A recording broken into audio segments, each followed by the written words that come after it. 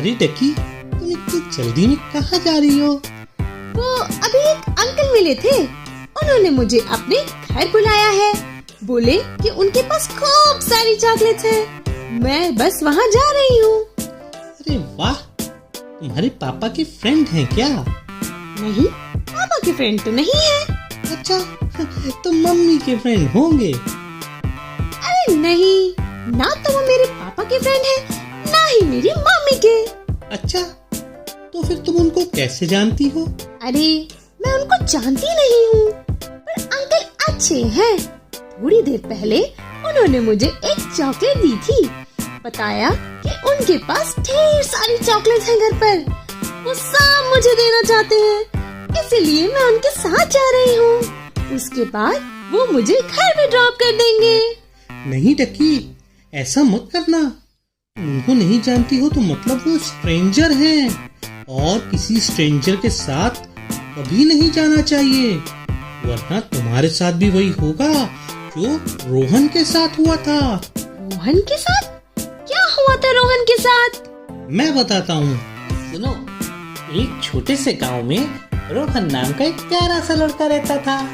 रोहन हमेशा अपनी mummy papa की बात मानता था, लेकिन एक दिन उससे बहुत बड़ी गलती हो गई। एक दिन रोहन स्कूल से घर जा रहा था। रास्ते में उसे एक टॉफी गिरी हुई मिली जो उसने उठा ली, और तभी एक अनजान अंकल उसके पास आए और बोले, मेरे पास बहुत सारी चॉकलेट्स हैं, मेरे साथ चलो, मैं तुमको ढेर सारी चॉकलेट्स दूंगा। रोहन को चॉकलेट्स पसंद थी, इसलिए वो अंकल के साथ जाने का उसने फैसला कर लिया। अंकल ने रोहन का हाथ पकड़ा और उसे अपनी कार में बिठा लिया, पर तभी उसके दोस्त रवि ने उसे देखा। रवि को कुछ गलत लगा, क्योंकि रवि रोहन के सारे रिश्तेदारों को जानता था, पर इन अंकल को उसने कभी नहीं देखा था। तो उसने तुरंत रोहन के मम्मी पापा को फोन करके बताया। रोहन के पापा ने जब ये सुना तो वो घबरा गए और उन्होंने पुलिस को फोन किया, और सब मिलकर रोहन को ढूंढने निकले।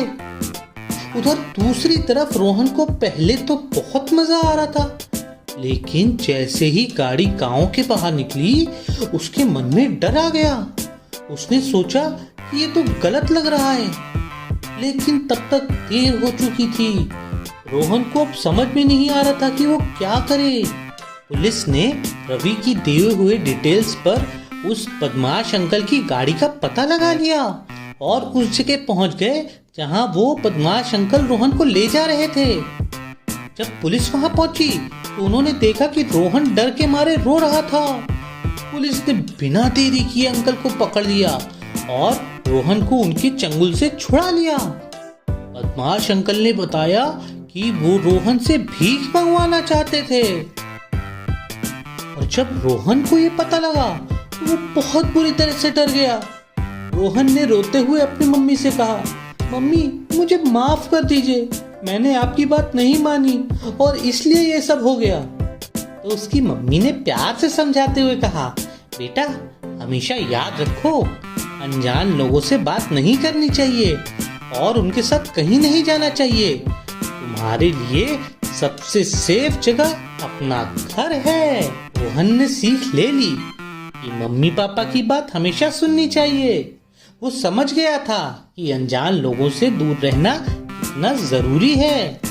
तो बच्चों, इस कहानी से हमको ये सीख मिलती है कि हमें हमेशा अपने घर वालों की बात माननी चाहिए, और अनजान लोगों से बात करना खतरनाक हो सकता है। तो बच्चों, उम्मीद करते हैं कि रोहन की कहानी से आप लोगों ने भी सीख ली होगी, और कभी कोई आपको लालच दे या बहकाए, पर आप कभी भी किसी अनजान आदमी से बात मत करिएगा। और याद रखना, हमेशा सुरक्षित रहो और अलर्ट रहो। अगली बार फिर मिलेंगे एक नई कहानी के साथ। तब तक के लिए बाय। और भी न्यू पोएम्स और स्टोरीज देखने और सीखने के लिए हमें सब्सक्राइब कीजिए और पसंद आने पर लाइक, कमेंट और शेयर कीजिए। बाय।